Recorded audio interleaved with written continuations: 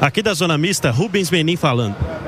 Da Supercopa e agora, tá bom. Tem um gostinho especial? Não tem dúvida. 3 no Flamengo é bom, né? E a torcida, Rubens? Tá boa, a torcida do Galo é essa que tá aí, né? Essa é a torcida do Galo. Parabéns pra torcida, gente. Um abraço. Não, tchau. O coração tá bom pra aguentar essas emoções. Bom pra cacete. Obrigado, viu, gente? Obrigado pelo apoio, gente. Tchau. Aí, coração bom pra cacete, disse o sócio majoritário da SAF do Galo, Cirilo. Ô, Cirilo. É importante falar, cara, do trabalho que a diretoria fez nas últimas semanas também, porque assim, gestão de crise em um time com esse tanto de consumidor que tem o Galo, Edu, e num momento de muita dificuldade. Os caras apanharam muito também e boa parte das críticas foi justa, né? Pelo como aconteceu, né? É evidente que tem um peso de mão aqui e ali que acontece, e a gente sabe que acontece. Mas é importante falar também que essa transformação no campo, que houve uma transformação no campo nas últimas semanas, ela não aconteceria se fora do campo também o cenário todo não fosse transformado, se o trabalho fora do campo não fosse feito da maneira que foi feito. O trabalho fora de campo nas últimas semanas tem que ser enaltecido, porque na hora de criticar é mais fácil, mas na hora de elogiar, a gente tem que elogiar também.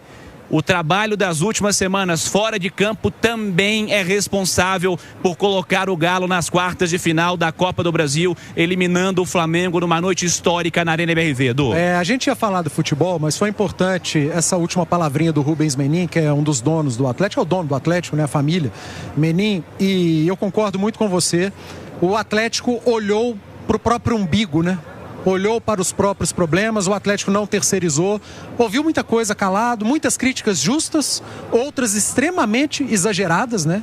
Que já vem de algum tempo e parecem até direcionadas, mas enfim, acontece. Mas eu estou muito tranquilo, Cirilo, porque por mais que muita gente pense que não, mas lá na Itatiaia nós temos a liberdade para criticar, para elogiar. Eu critiquei muito o atraso de salário no Atlético, o atraso de direito de imagem, o que aconteceu com o Rony, com outros atletas. Aquela semana eu bati muito.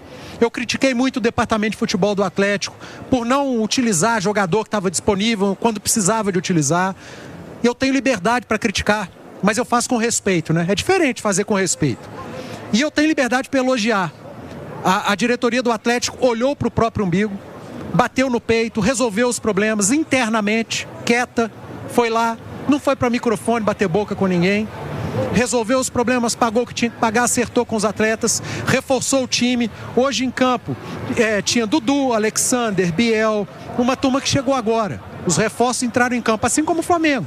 Mas o Atlético foi lá e eliminou o maior investimento da América do Sul, uma folha de 40 milhões de reais. O Flamengo no segundo tempo, como destacou o Vinícius Andrade, o Felipe Luiz, ele recorreu ao banco, colocou Saúl, Samuel Lino e Arrascaeta, cara, em campo. E o Atlético eliminou essa equipe, jogando bem o segundo tempo. O Atlético fez um segundo tempo muito bom. Ah, mas o Flamengo teve chance. Meu amigo, é o Flamengo, você quer que não tenha chance? O Atlético transformou o Rossi no melhor jogador dos 90 minutos, mandou bola na trave. E essa direção do Atlético, por mais que muita gente não goste que fale, mas eu vou falar, mas tá falando porque é da Itatiaia. Que se dane, eu tô falando a realidade. O torcedor atleticano, ele nunca na vida dele viu o Atlético tão protagonista numa sequência de temporadas. Nunca na vida dele. Em 2020, quando a turma começou a trabalhar campeão mineiro e terceiro lugar do brasileiro, 21, bicampeão mineiro, campeão brasileiro, campeão da Copa do Brasil, semifinalista da Libertadores, foi eliminado sem perder, né? Jogando melhor do que o Palmeiras, inclusive, na semifinal. 22, tricampeão mineiro e ganhou desse Flamengo aí na Supercopa lá em Cuiabá. 23, tetracampeão mineiro, terceiro lugar do brasileiro de novo, sempre brigando lá em cima. 24, pentacampeão mineiro, finalista da Libertadores, finalista da Copa do Brasil. Em 2025, hexacampeão mineiro e elimina o Flamengo, a folha salarial de 40 milhões. Cara, o torcedor atleticano, o mais antigo, ele sabe o que eu estou falando. O Atlético nunca foi tão protagonista na sua história como tem sido nos últimos anos. Então, cara, as críticas elas vão acontecer porque é futebol. No futebol você perde muito mais do que você ganha. Mas perde muito mais do que ganha. O Flamengo perde muito mais do que ganha. As críticas vão acontecer. Desculpa. Mas Não pode ser do jeito que estava, tem que ser com respeito. E com respeito, as pessoas que são criticadas, elas aceitam, elas olham, elas assimilam as críticas construtivas. Mas tem muita coisa boa sendo construída, cara. Por falar em construída, olha o estádio que nós estamos, cara. E tem gente que critica. Tem gente que fala que não precisava. Tem gente que bate nesse estádio dia após dia. Aliás, no ano de inauguração do estádio, queriam que demolisse.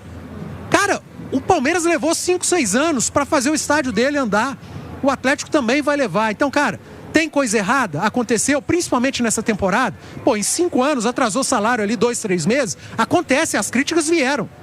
Então, vamos, quando for fazer crítica, tem que fazer.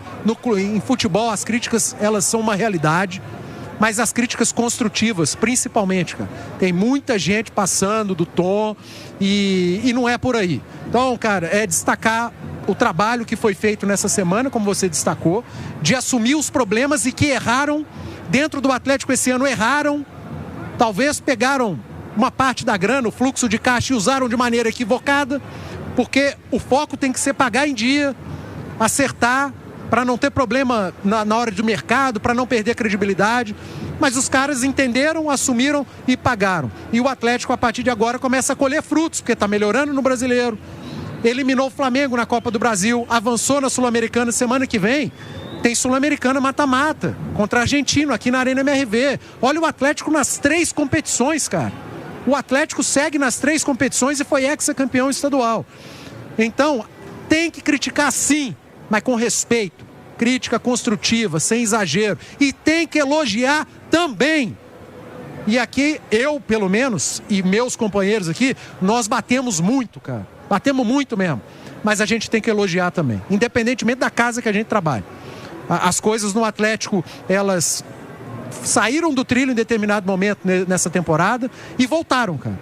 Essa vitória do Atlético, essa classificação, ela é gigantesca. Então, os problemas estão aí, para quem quiser ver, passaram, e os elogios também precisam ser feitos. E eu sei que vão falar um monte de coisa, entra num ouvido, sai no outro. Eu sou muito tranquilo com a minha consciência, muito tranquilo mesmo. Eu sou um cara muito crítico, mas eu sou um cara muito justo também. E tem gente que precisa ser justa também.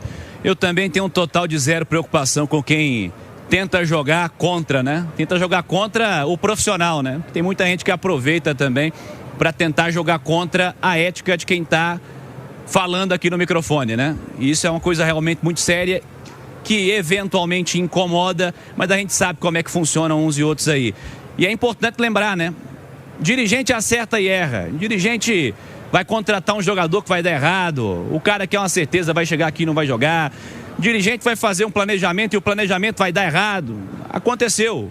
Os últimos, vamos colocar um recorte de mês aí, 2 meses no Galo, foram meses preocupantes realmente. O torcedor ficou preocupado, mas na hora de elogiar, vamos olhar para o trabalho das últimas semanas, vamos elogiar da maneira que tem que ser elogiado também, porque a transformação, eu repito, a transformação do campo, ela só acontece porque houve sim um trabalho muito bem feito fora do campo para trazer de volta o cenário do Galo, né?